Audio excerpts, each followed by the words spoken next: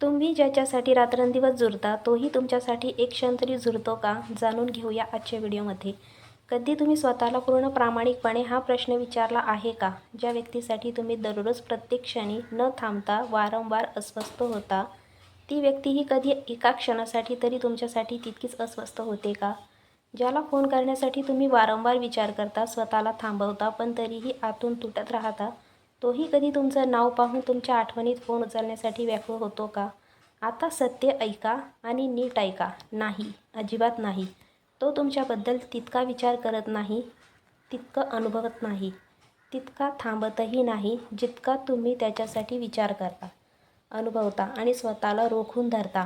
आणि हाच असमतोल, हीच विषमता तुमच्या प्रत्येक वेदनेचं, प्रत्येक दुःखाचं, प्रत्येक अवस्थेतेचं खरं मूळ आहे. तुम्ही वाट पाहत आहात, आशा धरून बसला आहात, वारंवार फोन तपासत आहात आणि तो मात्र त्याच्या जगात, त्याच्या आयुष्यात कोणतीही पर्वा न करता निवांतपणे जगत आहे.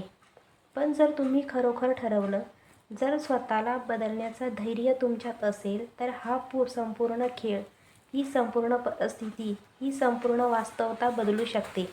तीच व्यक्ती जी आज तुम्हाला दुर्लक्षित करते, तुम्हाला किंमत देत नाही, उद्या स्वतः तुम्हाला फोन करेल, स्वतः तुम्हाला शोधेल, तेही व्याकुळेने. पण त्यासाठी आधी तुम्हाला स्वतःच्या आत एक खोल, खरी आणि शक्तिशाली क्रांती घडवावी लागेल. पहिली गोष्ट, तुमच्या वेदनेचं खरं कारण प्रेम नाही, तर सवय आहे. तुम्ही वारंवार स्वतःला सांगता, मी त्याच्याशिवाय राहू शकत नाही, मी त्याच्याशिवाय अपूर्ण आहे. पण सत्य काय आहे? तुम्ही राहू शकता, पूर्णपणे राहू शकता, पण तुम्हाला स्वतःला ते समजावून सांगायचं नाही, ते मान्य करायचं नाही.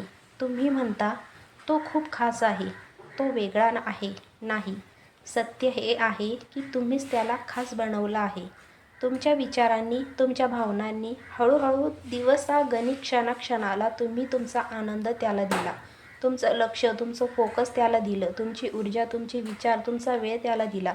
आता परिस्थिती अशी झाली आहे की तुमची सकाळ त्याच्या आठवणीने सुरू होते आणि तुमची रात्र त्याच्या प्रतीक्षेत संपते. हे प्रेम नाही, हे शुद्ध प्रेम नाही. ही एक मानसिक अवलंबित्वाची अवस्था आहे, एक मानसिक आधार आहे. आणि अवलंबित्व नेहमी माणसाला आतून कमकुवत करतं, तोडतं आणि रिकामं करतं. तुम्हाला ती व्यक्ती नको आहे, तुम्ही तिला खरंच समजतही नाही. तुम्ही तिच्या सवयीचे बळी झाला आहात, तिच्या उपस्थितीचे व्यसनी झाला आहात. आणि लक्षात ठेवा, सवय जितकी खोलवर रुजते, तितका माणूस स्वतःला हरवत जातो. पहिली चूक, मनाचा सापळा. तुम्ही नियंत्रणात नाही. आता थोडं थांबा आणि स्वतःच्या आत डोकावून पहा. तुम्ही स्वतः ठरवता का की तिची आठवण काढायची की नाही, की तुमचं मन आपोआप तुम्हाला तिच्याकडे खिचून नेतं? तुम्ही स्वतः ठरवता का की मेसेज करायचा की नाही, की तुमची अस्वस्थता आणि सवय तुम्हाला मजबूर करते? आता प्रामाणिकपणे उत्तर द्या. नियंत्रण खरंच तुमच्याच हातात आहे का, की तुम्ही स्वतःच नियंत्रित होत आहात? तुमचा मूड, तुमचा आनंद, तुमची शांतता, सगळं तिच्या रिप्लायवर अवलंबून झालं आहे. रिप्लाय आला तर तुम्ही आनंदी, हलके आणि जिवंत. रिप्लाय नाही आला तर तुम्ही अस्वस्थ, दुःखी आणि रिकामे. याचा अर्थ काय?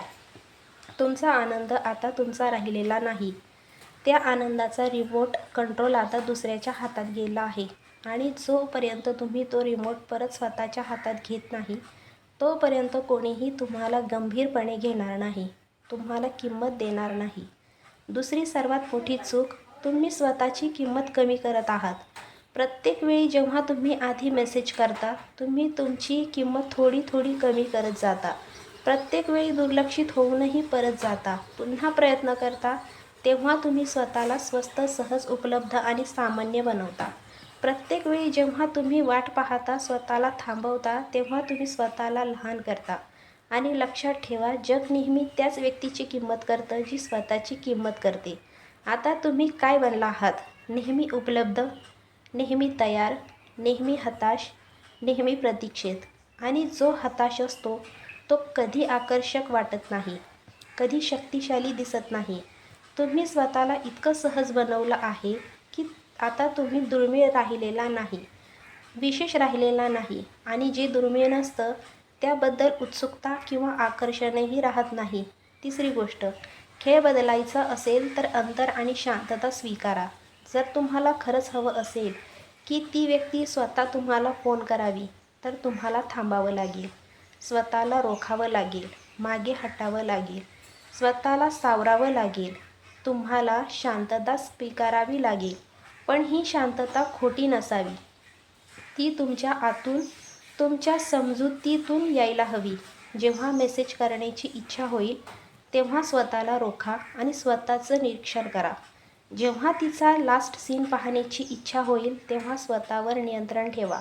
स्वतःला समजावून सांगा, हीच खरी ताकद आहे, हीच खरी शक्ती आहे. आणि ज्या क्षणी तुम्ही हे करता, समोरच्या व्यक्तीला लगेच जाणवतं की तुम्ही काहीतरी बदललं आहे, काहीतरी वेगळं झालं आहे. आणि इथूनच आकर्षण सुरू होतं. मग उत्सुकता निर्माण होते, उत्सुकता लक्ष बनते, लक्ष वेडात बदलतं आणि शेवटी ती व्यक्ती स्वतः फोन करते, स्वतः तुम्हाला शोधते. सर्वात महत्त्वाची गोष्ट, स्वतःला अपग्रेड करा. आकर्षण आपोआप निर्माण होईल. आता तुमची संपूर्ण ऊर्जा कुठे खर्च होते? त्याच एका व्यक्तीवर, तिच्या विचारांवर. आता हे बदला, जाणीवपूर्वक बदला. तुमच्या शरीरावर काम करा, ते मजबूत बनवा. तुमच्या ध्येयावर लक्ष केंद्रित करा, त्यांना स्पष्ट करा. तुमच्या करिअरमध्ये प्रगती करा, स्वतःला घडवा. जेव्हा तुम्ही स्वतःला सुधारता तेव्हा तुमचं व्यक्तिमत्व नैसर्गिकरित्या बदलतं, तुमची ऊर्जा बदलते, तुमचा आत्मविश्वास वाढतो, चमकतो. आणि आत्मविश्वास हेच सर्वात मोठं, सर्वात शक्तिशाली आकर्षण असतं. मग तीच व्यक्ती जी तुम्हाला दुर्लक्षित करत होती, तुमच्याकडे लक्ष देऊ लागते, तुमच्या बदलाला अनुभवू लागते आणि नकळत तुमच्याकडे आकर्षित होऊ लागते. सर्वात खोल सत्य, ज्याला तुम्ही घट्ट पकडून बसला आहात तो कधीच तुमचा नव्हता. जे खरंच तुमचं असतं त्याला पकडून ठेवण्याची गरज नसते. ते स्वतः तुमच्याकडे येतं, स्वतः तुमच्यासोबत राहतं. जेव्हा तुम्ही कोणाच्या मागे धावता तेव्हा तो नैसर्गिकरित्या दूर जातो. जेव्हा तुम्ही थांबता, स्वतःला सावरता, तेव्हा तो मागे वळून पाहतो. आणि जेव्हा तुम्ही पूर्णपणे सोडून देता तेव्हा तो परत येतो. पण त्यावेळी तुम्हाला त्याचा फरकही पडत नाही. आणि हीच खरी स्वातंत्र्य आहे, हीच खरी जिंक आहे. अंतिम सत्य, प्रेम मागून मिळत नाही, प्रेमासाठी पात्र बनून मिळतं. ज्या दिवशी तुम्ही स्वतःला पूर्णपणे शोधून काढाल त्या दिवशी तो तुम्हाला गमावण्याची भीती बाळगेल. आणि ज्या दिवशी तुम्ही वाट पाहणं थांबवाल त्या दिवशी तो स्वतःहून फोन करेल, व्याकुळ होऊन. तर कशी वाटली आजची माहिती व विचार कमेंटमध्ये कमेंट करून नक्की सांगा. तसेच व्हिडिओला लाईक शेअर करा. भेटूया नवीन व्हिडिओत. तोपर्यंत धन्यवाद.